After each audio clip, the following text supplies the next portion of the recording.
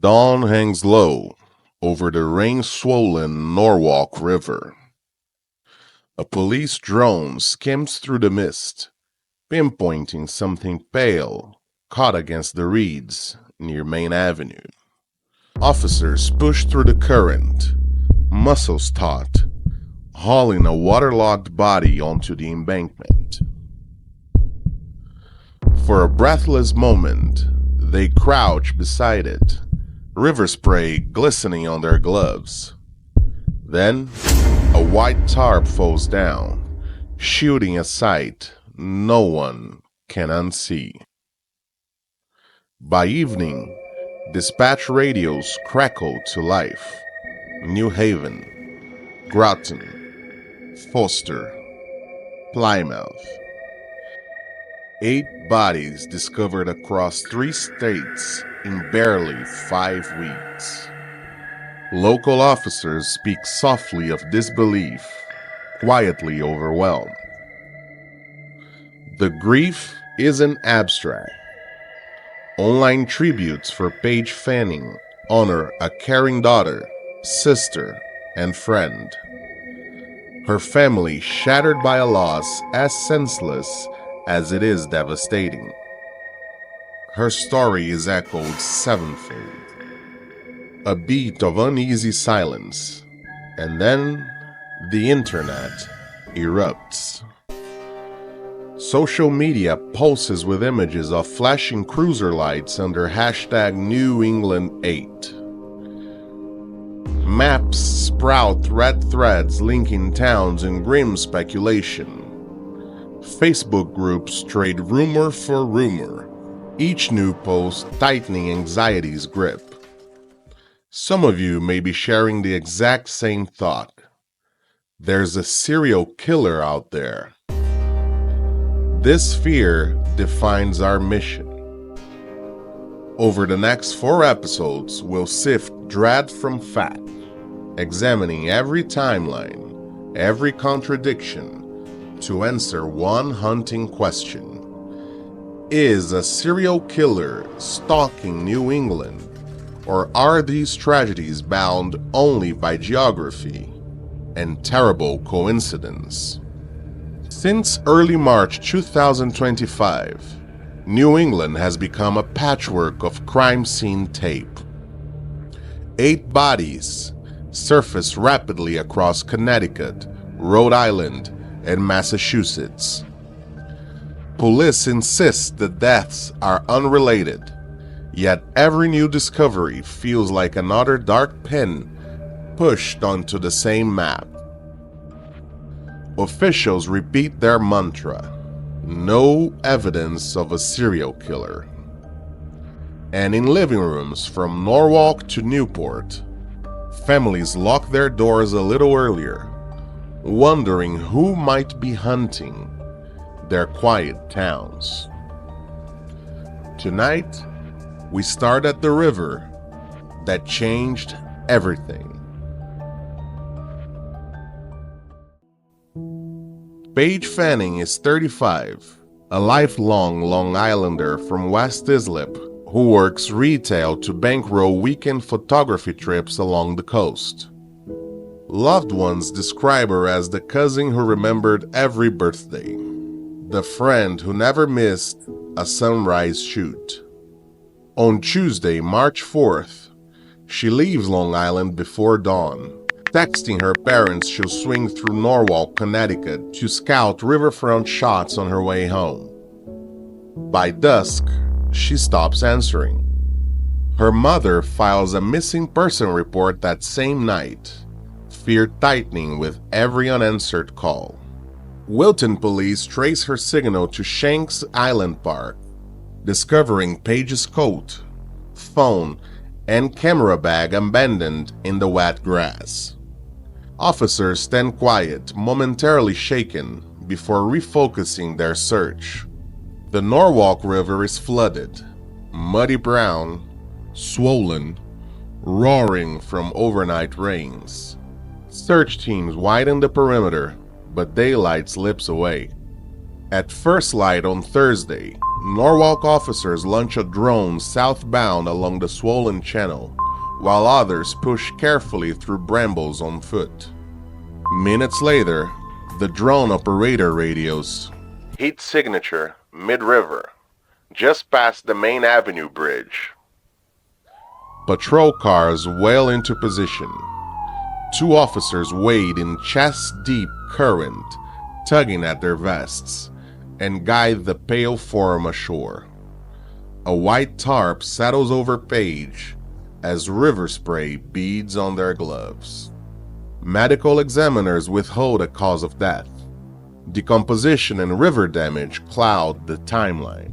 Police stress there is no sign of foul play, hinting at an accidental drowning worsened by the fierce current. Yet Paige's family cannot reconcile this explanation with her cautious nature. She loved the water, her sister says softly, but she respected it. The investigation remains open. Detectives urge anyone near the Norwalk River that week to come forward, while online forums debate whether this tragedy is a one-off or the first strike in a deadlier pattern. Either way, New England's anxiety has found a face, and her name is Paige Fanning. But is her death truly isolated, or part of something darker? I keep circling the same detail. A woman heading out to visit family is later found lifeless in a swollen river, her belongings folded neatly upstream. Yet we're told there's no foul play. But Paige is only the beginning. Barely a month after her vigil candles gutter out, brush cleaners in New Haven stumble upon skeletal remains soon identified as Denise Leary, missing since autumn, now reduced to bone in her own neighborhood, with authorities again noting no immediate signs of foul play. If these deaths are merely tragic coincidences, why does each one so hauntingly echo the last? Let's leave the riverbank behind and follow the map inland, to the quiet street where Denise's story finally surfaces. Denise Leary is 59, a former Atlanta elementary school secretary who swaps Georgia heat for New Haven drizzle in 2022, determined to nurse her mother through a post-stroke recovery. Friends call the move pure Denise, duty over comfort. Her grown children check in every Sunday, gently reminding her about medication for her paranoid schizophrenia.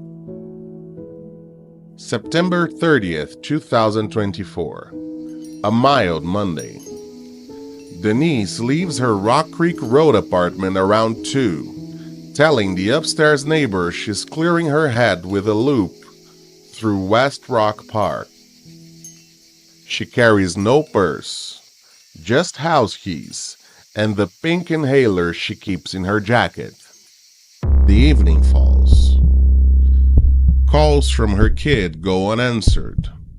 Soon, a worried knock turns into a missing person report filed before midnight.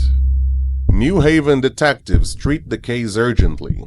Over the next weeks, they comb shelters and hospitals, fly drones along wooded ravines, run search and rescue K-9 teams through leaf-clogged trails, and subpoena cell phone pings and bank records. Flyers bloom on utility poles, edges curling as winter settles in. But Denise, the daughter who came north to save her mother, seems to have quietly melted into the landscape. March 20th, 2025. Two neighbors clear away thick kudzu behind their duplex when a damp breeze carries a faint, sour odor. Poking through briars, they spot what appears to be a femur tangled in roots. Police arrive at 6:41 p.m., Floodlights slash the dusk as officers mark a shallow depression no bigger than a child's wading pool. The bones inside are bleached, almost fused to the soil. A body hidden long enough for the seasons to strip it bare. 5 days later, DNA confirms the obvious. Denise never left her neighborhood. Autopsy results are undetermined. No bullet wounds, no knife marks. Nothing clearly signaling murder. Investigators announced no indication of criminal activity, echoing the careful phrasing Paige Fanning's family heard months earlier. Yet, the logic strains. A woman battling paranoia walks familiar paths in broad daylight and somehow dies unseen a few hundred yards from her home. Her children, flying in desperate for answers, visit a taped-off scene where yellow plastic flaps gently against budding maples, and the only sound is early spring birdsong. If this is coincidence, it is a cruel one. 2 caring women vanish in different towns, months apart, both found where searchers had once looked, both written off so far as tragedies without villains. 2 stories now haunt New England's map. Paige Fanning, coastal dreamer, camera always ready, leaves Long Island at dawn and is recovered from a swollen river 2 days later, her phone and coat neatly placed upstream. Officials declare no foul play, but her family still waits anxiously for answers. Denise Leary, devoted daughter, battling her own paranoia, steps out for a brief walk in New Haven, only to be discovered as bone 5 months later, just steps from her apartment. Again, the file reads undetermined. 2 women, 2 communities, 1 haunting echo, evidence that whispers, answers that refuse to come. Yet the pattern tightens further.